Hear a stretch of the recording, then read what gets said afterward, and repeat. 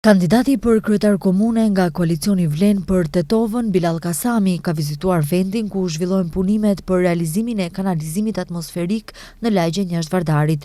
Gjatë deklarimit të tij për media, Kasami njoftoi se krahas kësaj lagje, po ashtu është duke u ndërtuar kolektori për kanalizimin atmosferik në lagjen Dardania. Po flasim për projektet në infrastrukturën e kanalizimeve atmosferike.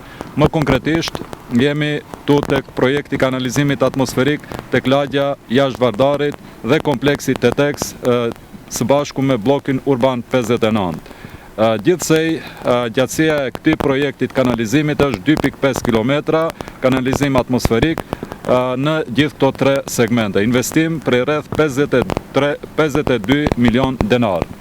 Gjithashtu, po bëhet edhe kolektori edhe kanalizimi atmosferik në bulevardin V.S. Batu me gjatësi 1150 metër dhe 25 milion denar. Edhe në lagjen Dardania po zgjedhim këtë problem. Aty ndërtohet kolektori për kanalizimin atmosferik në gjatësi për 950 metra që do të kushtoj dikund 19 milion denar.